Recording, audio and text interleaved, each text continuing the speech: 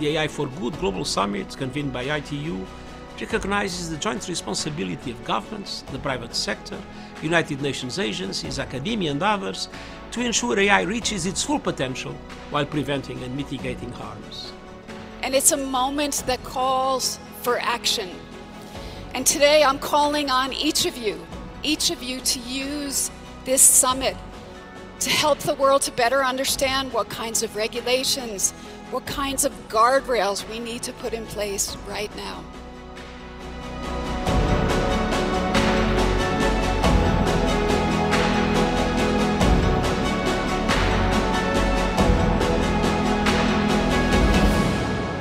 So together, let's make it innovative, let's make it safe, and let's make it responsible for all.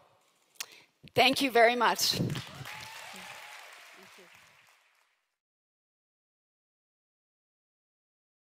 Welcome to AI for Good, the leading action-oriented, global and inclusive United Nations platform on AI. Organized by ITU, in partnership with 40 UN sister organizations, and co-convened with Switzerland. The goal of AI for Good is to identify practical applications of AI to advance the United Nations Sustainable Development Goals and scale those solutions for global impact. In today's session, we're counting on you to use the live video wall feature to ask questions and post comments to help create an engaging discussion. We encourage you to stay until the end to chat, connect, ask questions, and network with our distinguished panelists and world-class AI experts in the neural network. It is now time to kick off the session and welcome our first speaker. The floor is yours. Thank you very much, Anna. A very good day to everyone. Welcome to the AI for Good Machine Learning 5G Challenge finale session. My name is Thomas Bascoro from the ITU, the International Telecommunications Union. The Machine Learning 5G Challenge aims to create a community to solve network-related problems using AI and machine learning. And today, I'm very excited to host this webinar, which is a finale session where we are going to discuss on radio resource management for 6G and multi-user scheduling in massive MIMO. As always, counting on you, our viewers, to help an engaging discussion. If you have a question, please type in the video wall and we'll take it during the Q&A right after each and every talk. Without further ado, I would like to introduce the main speakers of today. We have Saeed Hakimi, who is postdoctoral researcher at Aalborg University. He's going to introduce or speak on the radio resource management for 6G in X subnetworks. But also we have Rahman Mohammadi, who is assistant research professor from Rice University. He's going to talk about the competition on optimal multi-user scheduling in massive MIMO mobile channels. Now, after the presentation of Rahman, we are going to get teams presentation. So we have two teams today presenting their solutions. And after these solutions, we are going to give the awards for the finale of this challenge. So without further ado, I would like to ask our first speaker, Saeed, to give the presentation. So Saeed, good afternoon and welcome to the webinar. Hi everyone. Hi Thomas. Thanks for the introduction. Just let me share my screen. Yes, as Thomas explained, today we are running the AI/ML challenge on radio resource management for 6G in X subnetworks. Well, since we previously had a webinar covering the topic in detail, I will not go through all the details of the introduction and use cases again. Instead, I just will focus directly on the challenge itself. I just want to mention that this challenge is a joint activity between the two SNSJU projects, I mean the Centric and the 6G Shine. But for the new participants, I just mentioned in short that 6G in X subnetworks are a short-range, low-power cell for entities like robots, vehicles, production modules, classrooms, and so on. But These subnetworks offer highly localized wireless coverage for various use cases, and also they support diverse services with extreme requirements in reliability and service availability. Well, there are plenty of use cases for the INX subnetworks. I won't go through the details of all of them. I just mentioned to the main categories. We can summarize them to three categories. The first one is consumer use case, which may contain the immersive education, indoor interactive games, and virtual live production. The next category is the in-vehicle category. It may contain the wireless zone ECU, collaborative wireless zone ECU, inter-subnetwork coordination, and so on. And the last one is the industrial use case category, which may contain the robot control, unit test cell, visual inspection cell, subnetwork coexistence in the factory floor. Well, but in short, why RRM for INX subnetworks is a challenge? Well, different use cases of the subnetworks by nature lead to a highly dense deployments, which may contain uncontrolled and mobile subnetworks, something like vehicles on a busy road. And on the other hand, they need a strict latency and reliability requirements. So I think if spectrum sharing, interference management, and the resource allocation not properly managed, they could lead to a degradation in the system's performance. Of course, we can do the RRM in different domains, but for our challenge, we just limit ourselves to the subband and power, and we are not considering the other domains like time domains and special domains. Because, for example, for the time domain, interference coordination may be unsuitable for low latency services. And for the, let's say, for the special coordination, usually limited antenna output challenges for at least for lower frequencies. There are two, or let's say three approach for the RRM. It's centralized, distributed, or hybrid. It has its own advantages and disadvantages, each one. I'm not go through the details of these ones, but I should say that for our challenge, we don't have any limitation about the approach. I mean, the strategy of the RRMs. The solutions could be any of them, centralized, distributed, or hybrid. Well, in the solution space, we always have traditional optimization methods and heuristics, of course, that have proven effective in some certain context. There are, for example, for the stopband allocation, we have centralized graph coloring, CISA, which stands for the sequential iterative stopband allocation. Also power control. For the power control, we have interior point method and WMMC, which is well known, I think, algorithm. But beside the complexity and execution time of the heuristics and iterative algorithms, the dynamic and complex nature of INX subnetworks, I think, demands a more adaptive and data-driven approach. So in our challenge, there is no limitation on applying the AI/ML approaches. It could be any types of deep neural networks, I don't know, graph neural networks, or any types of the reinforcement learning. So there is no limitation on the types of the AI/ML solutions. Then about the challenge, for the scenario, we just focus on the in-factory subnetworks, I mean, the industrial use case. We have high mutual interferences from dense subnetworks. As I mentioned already, the strategy could be centralized, distributed, or hybrid. We don't restrict the possible solutions. And then, generally the subnetworks could be mobile, but at least for this challenge, we just limit the challenge to the static scenario. We just consider that we have some multiple snapshots of the channel, and there is no correlation between these snapshots. They are just uncorrelated. So the main goal is to develop the AI/ML-based centralized or distributed techniques for joint subband. It should be joint subband and power allocation in hyperdense deployments for industrial subnetworks. For the wireless channel model, I should say that we have the simulated channel for the in-factory scenario. It's not based on the measurements and something like that.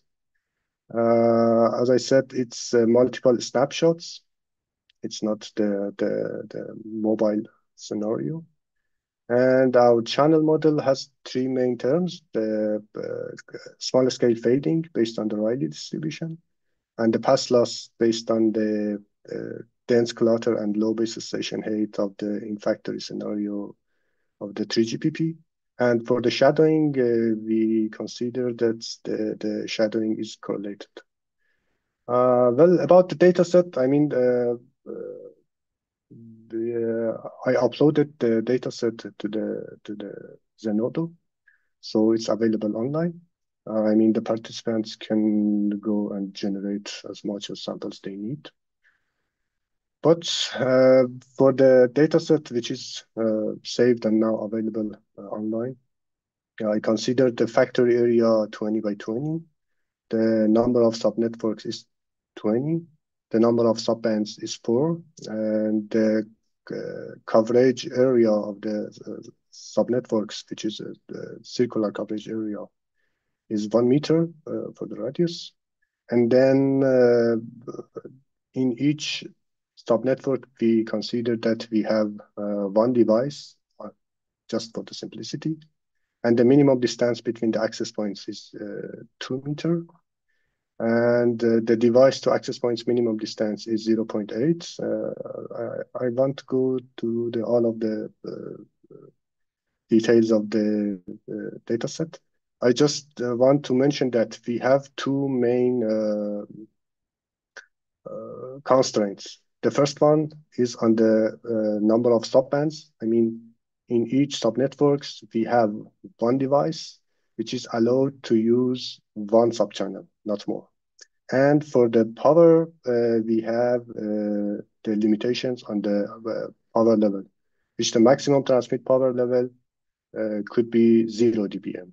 So we just have two constraints on the power and on the number of subbands. The number of subbands couldn't go more than one, and the maximum power should be 0 dBm. So we generated 200,000 snapshots of the subnetworks, and we generated the CSI and saved the CSI. We also saved the location of the subnetworks. Someone may use that location information for doing the RRM, but in our case, we suppose that we have access to the perfect CSI, so there is no limitation. And then that's it. About the evaluation, we have weighted some of the normalized rates at the median and at the low percentiles. So for the rates, we use the famous Shannon formula to calculate the rates. And then we calculate the rate at the median and then at the low percentiles. And then we weight those terms to have the final performance score. And the weights are 1/3 and 2/3. For the submission, the participants are required to submit 3 files.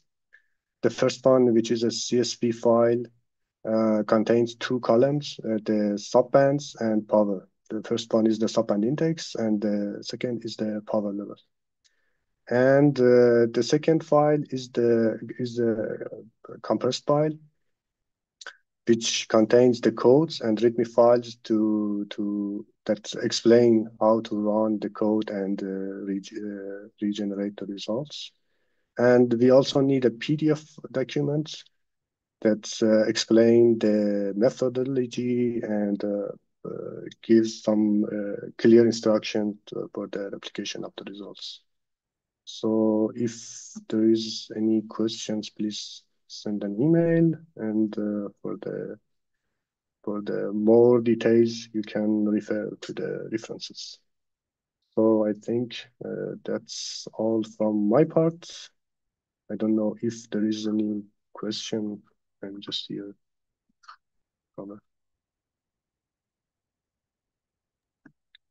Okay. I Right, think thank I you. should done. Yeah. Thank you very much, Syed. I think I remember your previous webinar. In fact, I was just checking the link. This is a very concise version of that. Thank you very much. Yes. I just wanted to, I remember we discussed this previously, but could you explain again the time factor in the data set? Because your decisions typically happens at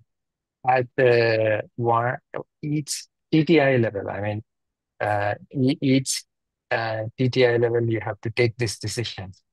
So in your data set, is it at that granularity, or is it a batch level granularity, a bunch of TTIs that you take together? I think it's on the batch. It's not on the so we have 200,000 snapshots. As I said, there is no correlation between those snapshots. Let's say they are uncorrelated totally.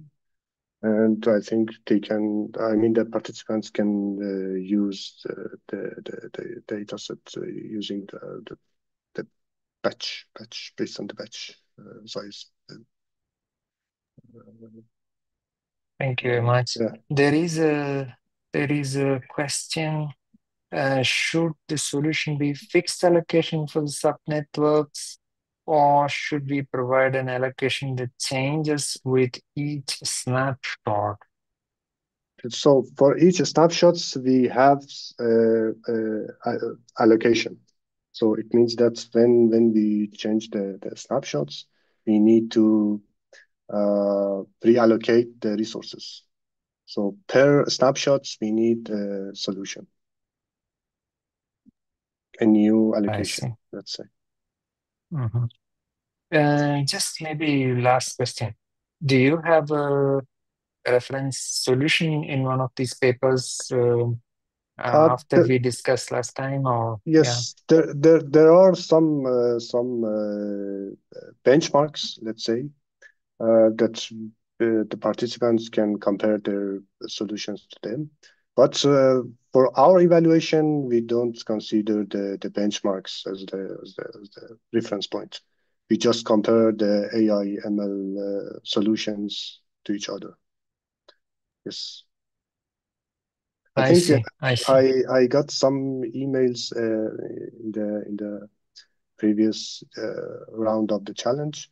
I sent some benchmarks codes to the participants, but I think at least for our evaluation, we don't consider the benchmarks. We just compare the AI/ML solutions.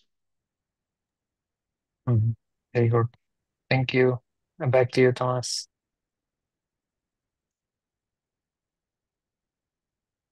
Okay, thank you so much, and thank you, Said, for presenting. And I believe that participants, if you are interested, you can join, you can register. The registration is open, and submit your solutions for this competition.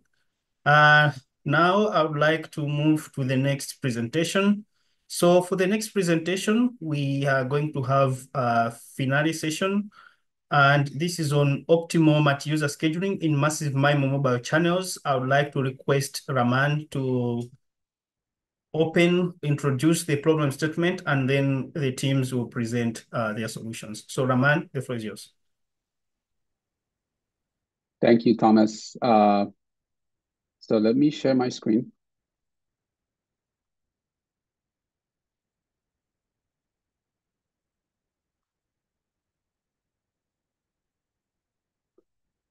All right. So hello, everybody, and thank you for attending this webinar, this finale webinar for this challenge, Enhancing Next-G with ML-based multi-user resources scheduling. I would like to thank the ITU AI for Good team for helping us organize this challenge. On the right side, the organizing team was my student Ching An, who helped a lot during the challenge, Santiago Segara and Ashutosh Sabharwal. So I'm going to just give a quick rundown of the problem statement. So in this challenge, we're particularly interested in the resources scheduling problem in massive MIMO networks. In massive MIMO, as you may know, we have many antenna base stations which can use the degree of freedom from the antennas to essentially be able to schedule multiple users on the same time and frequency resource. Or in other words, you can schedule time, frequency, and spatial resources to users. So in particular, for the scheduling problem and any scheduling solution, we would like to essentially maximize the rate that we're getting from the transmissions with some fairness constraint or fairness criteria also. So you can actually formulate this problem as an optimization problem where we can consider this maximization with this optimization problem where we're trying to find these scheduling decisions on each resource block for each users with essentially this proportional fair rate for each user as the functions. If you want to essentially look at some design metrics, right? So we essentially can have 3 design metrics for any practical scheduler design. One is sum rate, as we just talked about. Fairness also is very important. We want to make sure that all users get a chance to transmit. And more, a very important metric is actually computational complexity, because in 5G and next-G networks, we want to essentially make these scheduling decisions in every TTI, very, very tight time schedule. So the existing solutions, for example, if you want to look at this optimal solutions which are solving this optimization problem, we can look at optimal sum rate or optimal proportional fair rate. So these are NP-hard problems, have very high computational complexity and not practical at all. But there are heuristic solutions also, existing heuristic solutions, such as these 2 solutions that are shown here. But typically all these heuristic solutions, they kind of have a trade-off between sum rate and fairness, and it essentially could become suboptimal in one of these metrics. So the goal of this challenge and the question that we're posing here is that can we hit all goals, all 3 design metrics, right, through machine learning methods?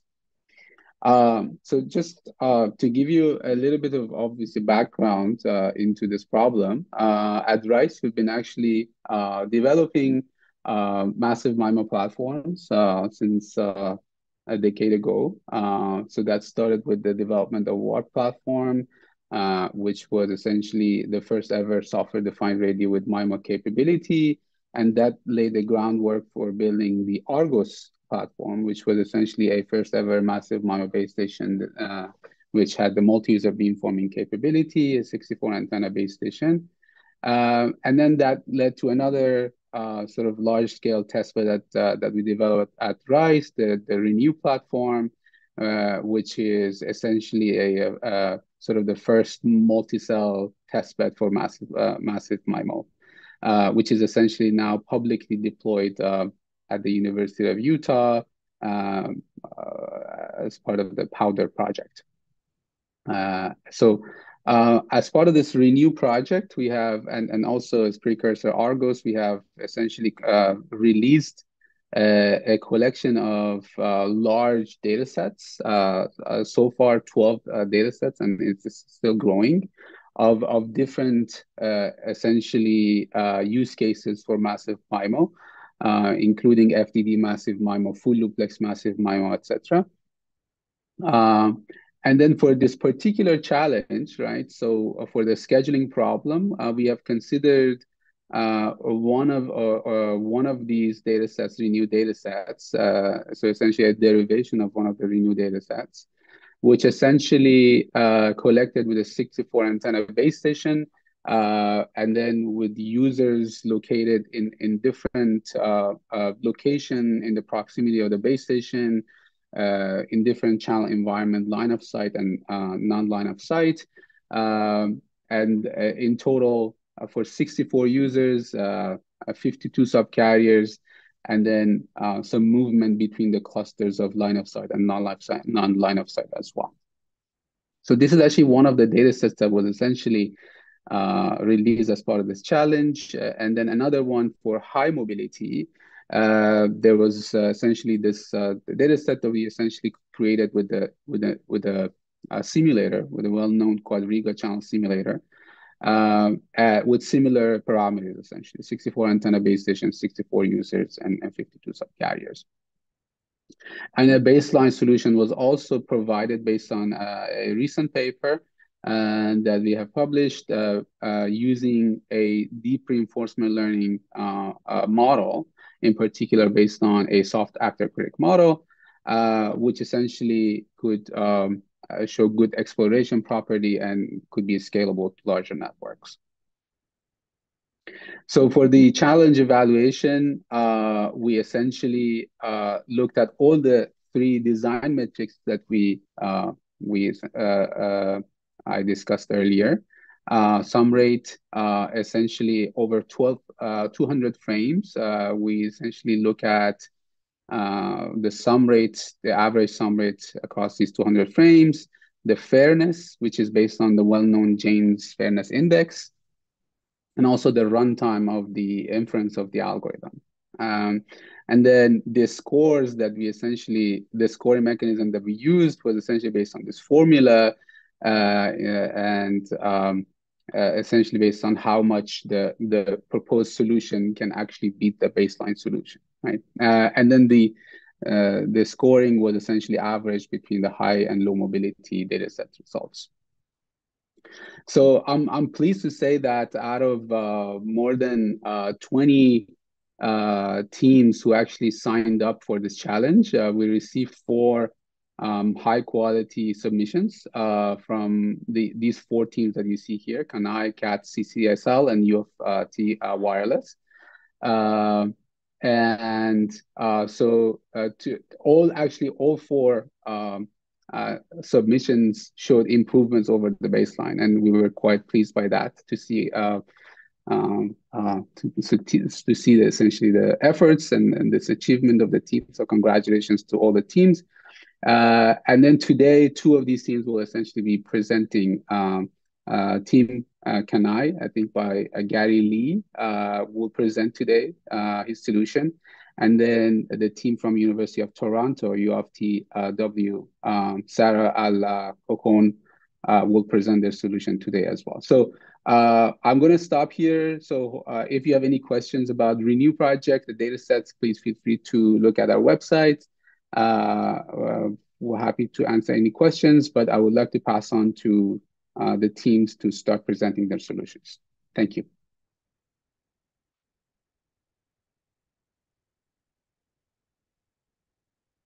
So Gary, would you like to start? All right, sure. Give me a second.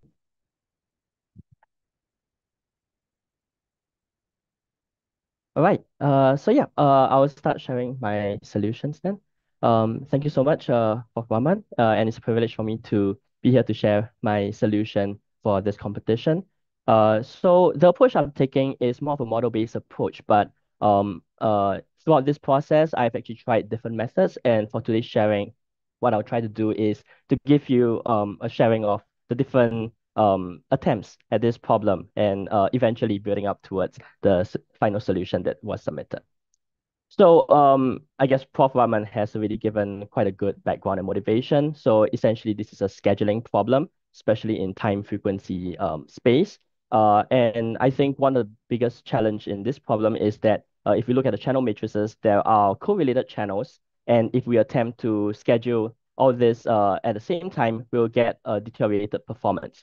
And so I think that's the premise for which we are building the scheduling algorithms against. So I understand from the competition outline that this is a multi-objective optimization problem, but at the same time, there's a certain weightage that was already predefined. And so my solution would be engineering around some of this weightage as to which is more important and which is based on these different weights. And given this numbers, just to give a very high level intuition, I looked at how much any improvements would actually affect the final score from the sum rate, the Jane's Fairness Index, as well as from time. And what we start to see is that, firstly, between the rates and fairness, both are linear, but with different slopes. And so really quickly, I could see that the amount of gains in score from fairness might be actually less than the kind of gains that we can get from sum rate, which kind of shows the biasness or trade-off between the two consideration. So and the third consideration is with regards to complexity in time, which it seems that actually there's a super linear relation in this case. Actually, that if you are able to achieve a faster method, you actually get a higher score. But anything that is slower would actually have a significant penalty. So with this in mind, the kinds of considerations I have moving into this problem is that in terms of runtime, that's important and it shouldn't be worse than the baseline. The second is, so the faster the better. And then the next consideration is with regards to between sum rate and Jane's Fairness Index, that the sum rate has the high propensity to give a higher score, but that's not to say that the Jane's Fairness Index can be totally ignored altogether. And lastly, that of course we should be able to do better than just a random assignment, and that's the specifications that I've been designing solutions around. So with this, the baseline solution, as the organizers have shared, was actually using a reinforcement learning method for which I've started that as an initial ground and look into different techniques as to potentially some sort of feature engineering, expanding the state space, or different parameterization of neural networks. But ultimately, as much as the Jane's Fairness Index could be improved, and the sum rates are relatively slightly improved, that margin of improvement was not significant enough to the satisfaction. And therefore, in this case, I was really looking at other solutions. That said, given that the space of possible things to try out was it was quite a large space, but with finite amount of time. Unfortunately, I didn't go down the route of reinforcement learning, but there are potentially interesting things to be further explored, which hopefully we'll be able to explore further. That said, this kind of motivated for me to take a different approach of thinking about the problem, and that is to use a model-based perspective instead. And in this case, the general intuition is rather than throwing lots of data and hoping that something comes up, let's take a look behind the system, behind the simulation system, unpack the logic behind it, relating to how that scheduling and therefore subselection of the channel matrix leads to the outputs, in this case, the rates, for instance, and then try and build solutions around that insight. And so digging deeper into the starter code and the engine itself, what you'll see is actually a process flow that is quite typical in many communication systems. So I was able to trace through and see how there was a generation of signal and pilots to a channel estimation step to the pre-coding, and that involves the inversion of the matrix, and that's actually precisely where the correlated channels, by scheduling correlated channels, that inversion actually causes numerical instability. So there is that channel inversion step, followed by the reconstruction of the received message, which is through the so-called beamforming method, and finally a computation of that error. and the rate was actually computed based off this error vector magnitude. So the key two observations was one, as I've mentioned, the channel inversion, which is worthy of further investigation, and two, about the ultimate error vector magnitudes and how things get computed to that end, and whether we can design a good decision policy around this too. So on the consideration of invertibility, what I realized is that because there is the zero forcing filtering step, there's that channel inversion step. That means that actually if we were to invert the entire matrix, of course, and if the matrix rank of that channel matrix is lower than like 64 in this case, essentially we'll not get a good performance. But that leads to the heuristic that actually the number of users that could be reasonably scheduled is actually related to the matrix rank. And what I'm showing here are actually plots of the singular values using singular value decomposition. And you can see that if these are the single values, and if you were to do an inversion, a pseudo inverse of the matrix, actually you are inverting really small values. That's what causes that instability. So for one, trying to get this matrix rank seems like an initial good parameter to try and extract. But at the same time, in some of these examples, especially for instance, the high mobility matrices, if you were to probe and ask for the matrix rank through standard libraries, actually it would deem it as a full rank when actually it would still cause numerical issues when doing inversion. So one of the steps that was taken was actually to look for the numerical rank instead, which is by looking at the single values, essentially how many of those single values are larger than a certain threshold. In other words, non-trivially large, sufficiently large in this case. And so with this as an initial first step, two methods, baseline methods naturally comes up. Using n and choosing random users up to n in this case, or maybe using some form of an initial probing of what the individual maximum rates would be if you had us scheduled each one individually, and then choosing them in a greedy fashion in this case. So these are two baseline methods that are implemented. And actually for all these different methods, I'll show a summary of some of the results later on. So this is the first step from the first observation.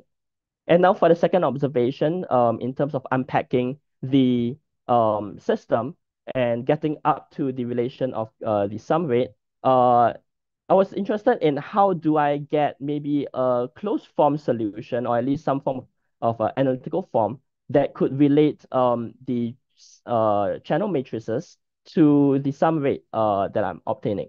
And if we were to assume some assumptions about the symbols, some mathematical tricks here, like a zero mean unit variance, random symbols, then we might be able to write it in this particular closed form, for which the relation between the rates is through the MSE, the mean square error, and the mean square error is related to the channel matrices that are selected through this particular expression here. So one of the heuristic that naturally pops up in my mind is that if I'm able to compute the MSE that is related to the channel matrix, what if I were to compute it for the entire channel matrix, look at what the so-called error vector magnitude I'm getting for each one of these users, and for those that are lower than a certain threshold, in other words, we are actually getting good performance out of them, we should be using them to be scheduled instead. Naturally, in some of the testing, what I realized is that actually using the zero forcing assumption also led to some numerical instability, and therefore there was a quick change to an LMSE, but the high level intuition of that summation still holds in this case. So ultimately, the solution here is precisely to select the indices that corresponds to low MSE in terms of this particular expression that is being computed.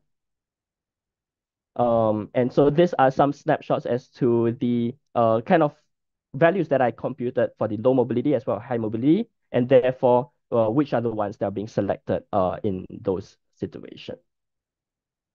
Lastly, I was also exploring another method, which is combining this model-based approach with some form of optimization or data-driven learning-based approach. And that is, what if we were to reparameterize H tilde, the subselected channel matrix, with the whole channel matrix multiplied by a diagonal matrix with a 0, 1 element. And the goal here is to use gradient descent-based methods to actually get a good estimate of D. There was different attempts at trying to improve this method, but ultimately the key observation I found is that while fairness and throughput measures were actually pretty competitive in what I'm obtaining, the computation time actually takes too long because of the gradient descent step. And if you recall, one of the things that was mentioned earlier is that with the superlinear relation of time taken to score, that will actually lead to a significantly worse overall score performance in this competition where time complexity is actually emphasized. So hopefully I've given you a picture, a glimpse into the different approaches that I've looked into. And I'm summarizing here actually the summary of the different methods I've taken and comparing them against in the different metrics as well as the final score. And the model-based approach using the MSE as a heuristic was the one that consistently gave the best performance, notably because of the competitive time of computation, while at the same time having a significant improvement in margins of the sum rate. And therefore, that is the final submission that we went with in this particular case. But of course, we note that there are room for improvement. For instance, in the high mobility case, our fairness score is actually pretty low compared to other methods. And this would definitely be interesting for future investigation and further development. So yeah, with this, this wraps up the summary of the report of the different methods to this competition.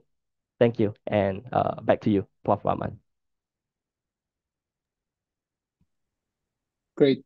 Thank you, Gary. That's very good presentation. I really liked the analytical approach that you took toward the problem. Especially also engineering, also the part that you kind of like looked at the scoring and how different part of the scoring could actually affect your solution as well. That was quite interesting as well. So I guess one question that I have is, I guess you showed some analysis of the data set. I was wondering the solution that you actually have proposed, is this also geared toward these data sets? Do you think if you have different data sets, let's say with different mobility or let's say even like static, no mobility at all, how would your method would work? And the second question is that I guess you're using some sort of channel inversion using SVD and things like that to calculate your solution in terms of a scalability of that, if you wanted to increase the number of users and so on and so forth. How would that fare, you think? Yeah, amazing questions. I think these are definitely what we think in this community. So first, with regards to the different mobilities or different data set, actually one thing that I realized, or maybe this is more of an intuition at this point in time, is that we are finding a scheduling policy based on the observation of the current channel matrix at this point in time. And so it feels to me that this is actually a pretty Markovian kind of relation here, that conditioned on seeing the current channel matrix that I'm trying to optimize against in the CSI estimation, I actually did not need to know the previous time steps and therefore the previous mobility as well. That said, of course, if this was a more, it could be, if I did not know the current channel matrix, I have to actually choose my scheduling policy based on the previous time step, then I think that low mobility versus high mobility consideration becomes more important, for which this method is probably better for the low mobility, but for it to be better for the high mobility, there should be a prediction step. That's my guess. And I think, of course, like this was precisely designed within the scope of this data set without further exploration. I just would like to say that I didn't really have too much time to dive deeper into a few other considerations. For instance, even though it sounds like I'm optimizing against sum rate, which was the stronger consideration, there were attempts at trying to incorporate fairness into the approach as well. But yeah, ultimately, given the specifications of the competition, the scoring methods, it seems like this was the better approach at this point in time. Now, on to the second question. I think that there are two levels to respond to the question, I think. So first is with regards to even the system simulation itself. I think the system itself actually requires that inversion, even if my scheduling policy does not actually use it. So that very fact of doing the channel estimation and designing the filter for a large, or rather maybe even an extra large MIMO setting, that I think is definitely a technical challenge. That said, if I were to just focus on the on this like scheduling policy alone, I would think that precisely one of the values of moving away from some of these methods is precisely because we are potentially going to encounter really large matrices. Once we reach the order of thousands, matrix inversion is going to be pretty difficult in that scenario. So I agree with you that we definitely need to look into other approaches. But I think that knowing the model-based approach would give us a good intuition as to what that next steps should be. Great, thank you. Yeah, quite interesting solutions. Thank you very much. I think my quick comment would be to compare your first baseline approach, or rather enhancement of your baseline approach, which you tried and probably stopped at some time, versus this optimization approach, model-based approach which you have tried. It would be good to look at a deeper comparison and where things go with it. And also your comment on computational complexities are, I think, interesting as well. Yeah, thank you. Thank you. Okay, great. So I guess now we go to the next speaker, next team, Sarah Alcohon from University of Toronto. Please, Sarah, start your presentation. Thank you. Yeah, thanks, Professor Rahman. Okay.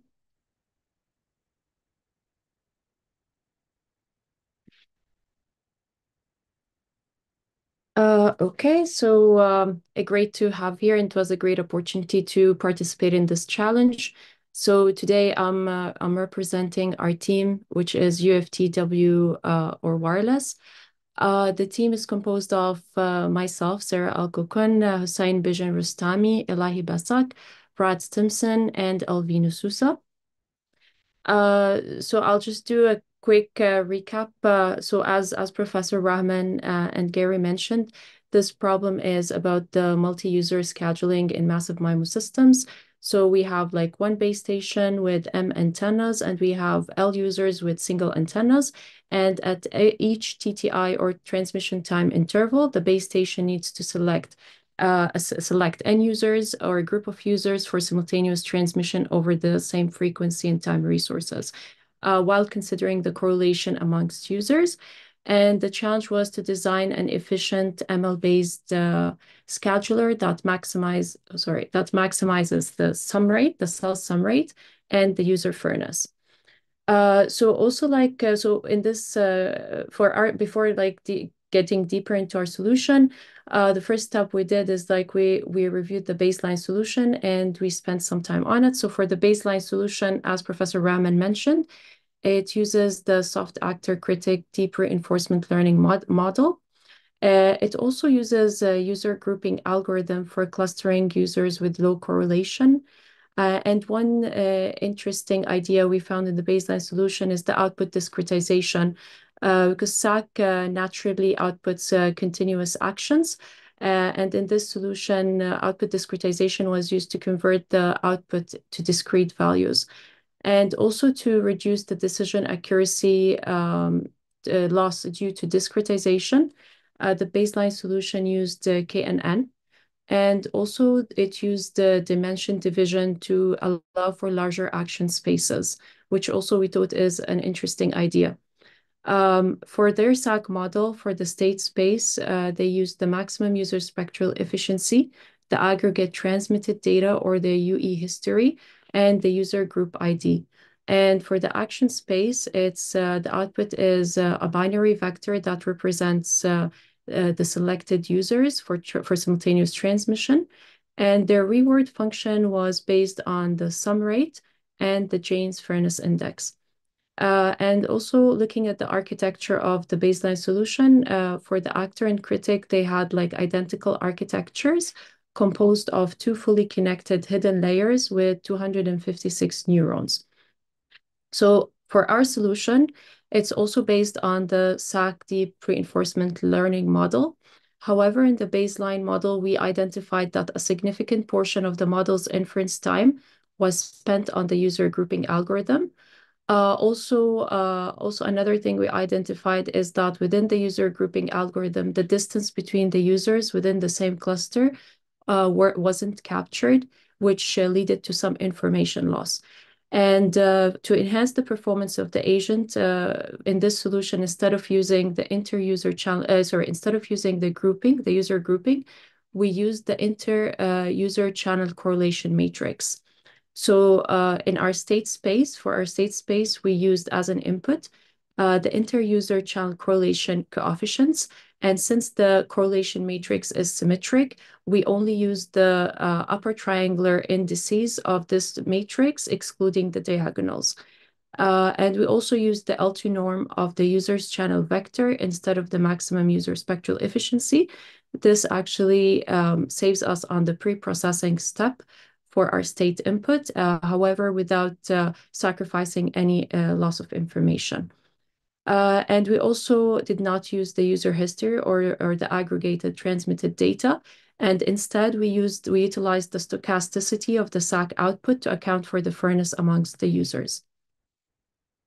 For our action space, similar to the baseline model, we use the output discretization and dimension division. However, to increase the precision of our action selection and improve the inference time of the model, we actually did not use the KNN. Instead of the KNN, we increased the dimension, the number of dimensions or the number of proto-actions to 32.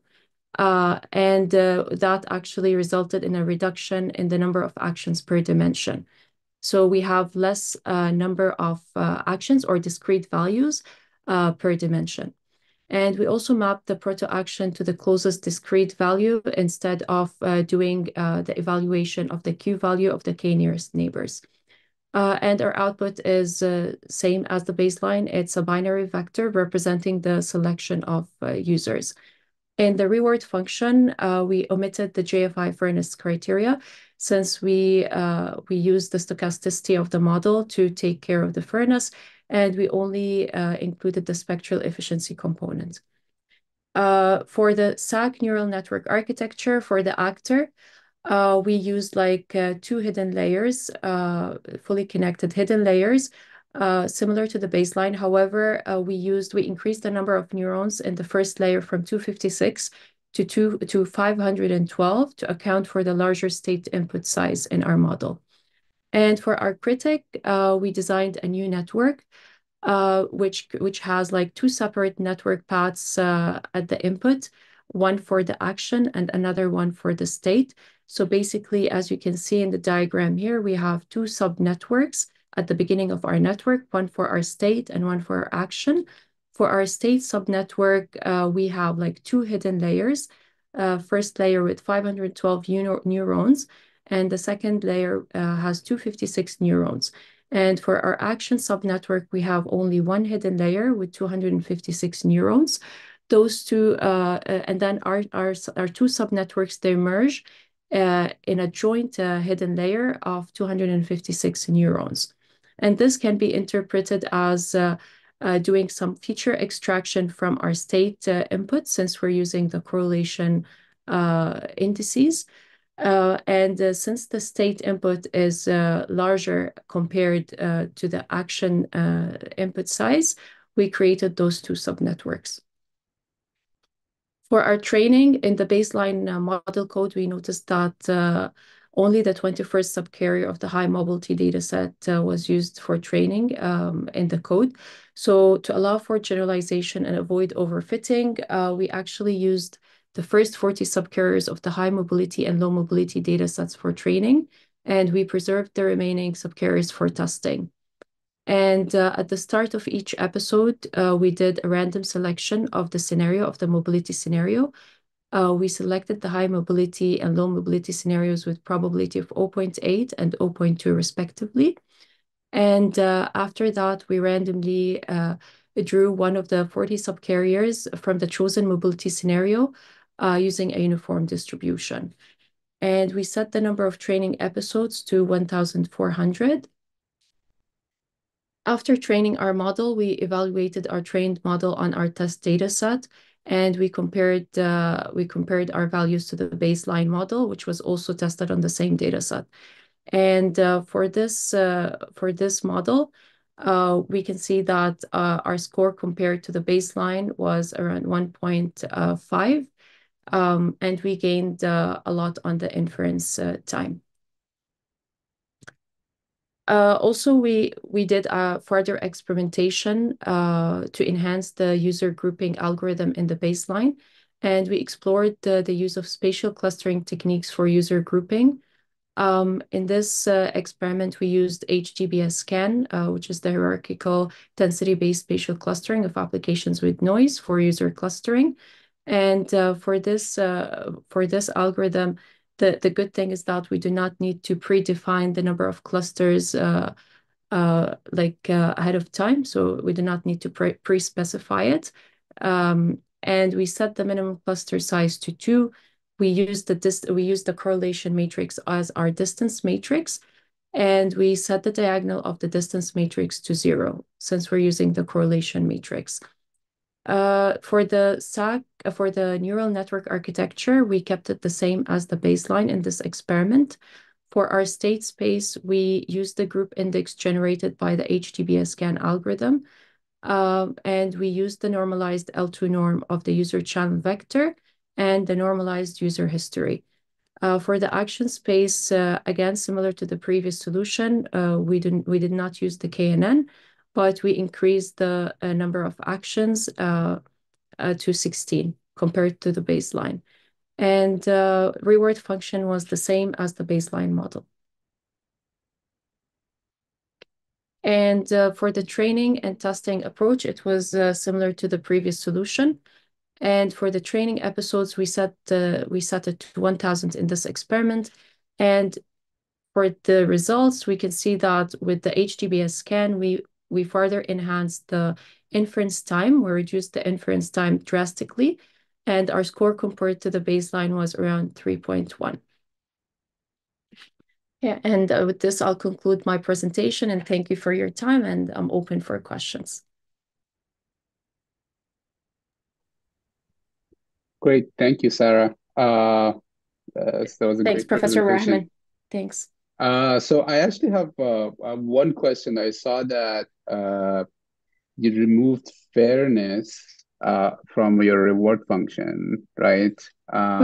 So I was wondering, like, essentially how, first of all, what the fairness score, comparison was compared to the baseline model. Yeah. Yeah, so the fairness was actually pretty high. So we got in the high mobility scenario, we got 0.98, and similar for the low mobility scenario. And just I see. sorry. And what was the reason? Like how do you interpret this result since it was not really the reward function? Yeah, so basically for the fairness, what we utilized is that the SAC model naturally learns a stochastic policy. So at the end of the day, we're learning a Gaussian. It will converge to a Gaussian distribution. We're learning the mean and the standard deviation of a Gaussian distribution. And every time we are taking an action, we're taking an action from this. We're drawing a sample from this distribution. So there is stochasticity in the selected action. And we in this solution, what we tried is, okay, we're thinking, how about we utilize that randomness to account for the fairness? Because even once, yeah, that's the idea. I see. Yeah, very interesting. Okay. And do you think, like, is there a scenario that this might not be working well? Like, I guess in other data sets. Within the same problem, I think for the same problem, I was just curious to say if you had a static network or something like that, right? Would that also? As long as the stochastic policy is the right choice for the problem, I think this should work because we're only using the stochasticity nature of the model. I see. Yeah, very interesting. Thank you. I don't know, Vishnu, do you have any questions or any question from? Just a quick question. Maybe I did not quite catch this. The dimensions you mentioned I think in the action space, you mentioned it that you increased, you changed somehow the dimensions to some number. How did you arrive at them? What was the consideration behind it?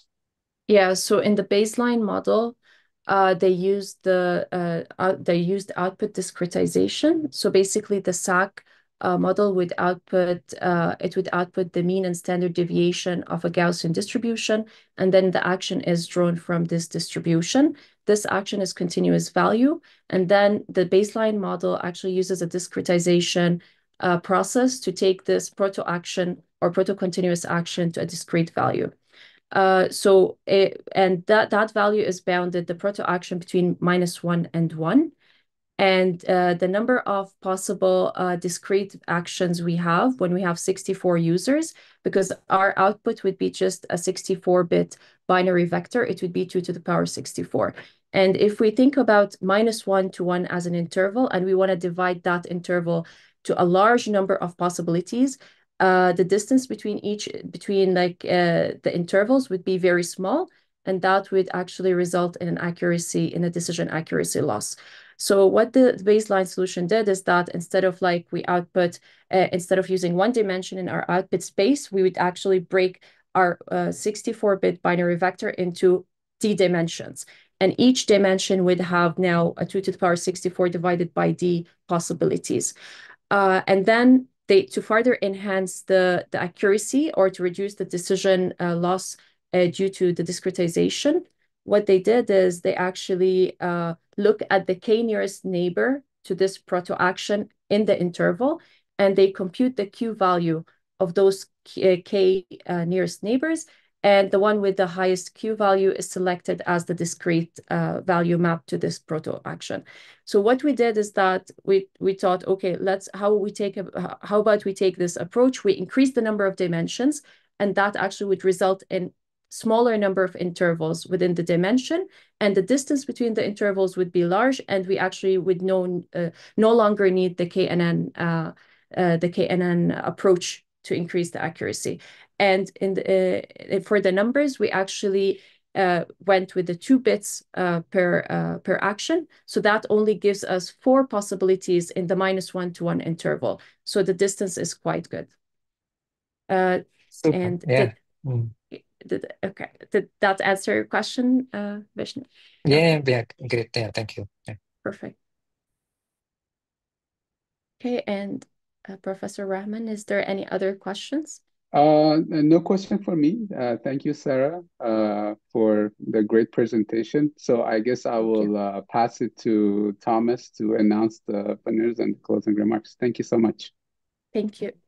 Okay, thank you. Thank you so much, Rahman, and thanks to all the teams for the nice presentations. Right now, I would like to close. Of course, before closing, we have to announce the winners.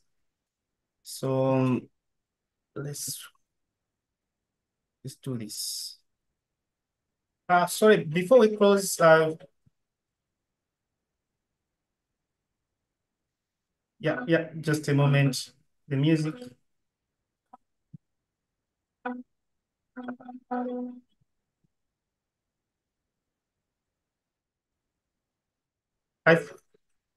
Julian, can you hear me?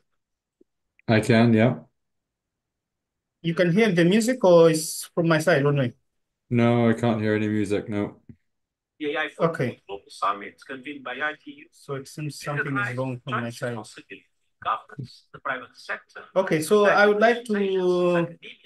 No, I can hear it now. Whatever you're playing, I can hear it now. Right? Yeah. And it's a moment that calls. Yeah, I can still hear it. And today I'm calling on each of you. Unfortunately, there's some issues with my system. So let me just try to, yeah. How about now? Sorry for that. Yeah, it's fine. Can't hear it. Thanks. Can you hear me? I can hear you, yeah. Okay. Now let's get started. So at this moment, I would like to announce the winners. And for this competition, what we have, we announced 3 prizes. We announced the gold, the silver, and the third prize. So the gold prize is the first prize, which goes with 600 Swiss franc. And the runner-up is 400 Swiss franc. And the third one, the third place team, we announced that we are going to give cloud credits. But unfortunately, for this competition, we were not able to give out the third prize because the presenter was not available.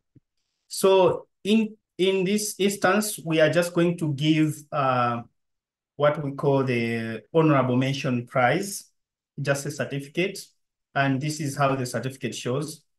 So first, I would like to announce the first honorable mention is Tan and Zeng.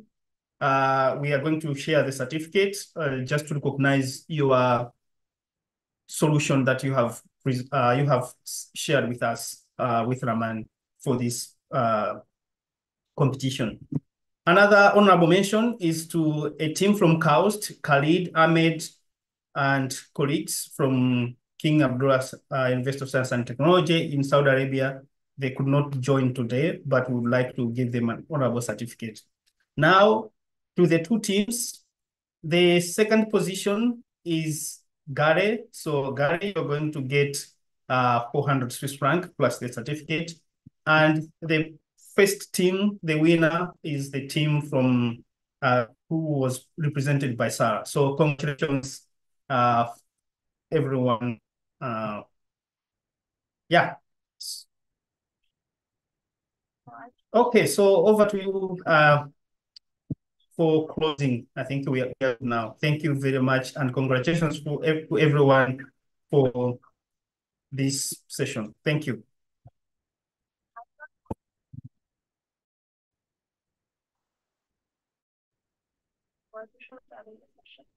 Okay, we are finished for the session, so we can close now with the closing video.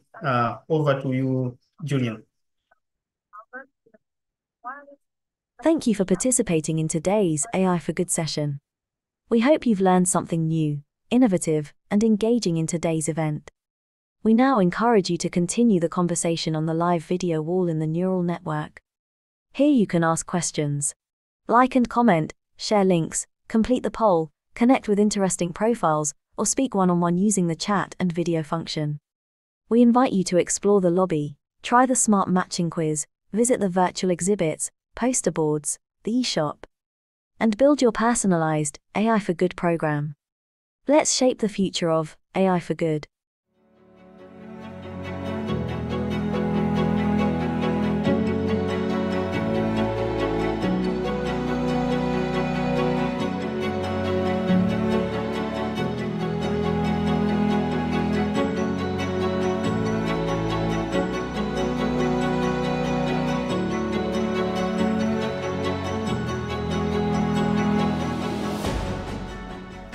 The AI for Good Global Summit, convened by ITU, recognizes the joint responsibility of governments, the private sector, United Nations agencies, academia, and others to ensure AI reaches its full potential while preventing and mitigating harms. And it's a moment that calls for action. And today I'm calling on each of you to use this summit to help the world to better understand what kinds of regulations, what kinds of guardrails we need to put in place right now.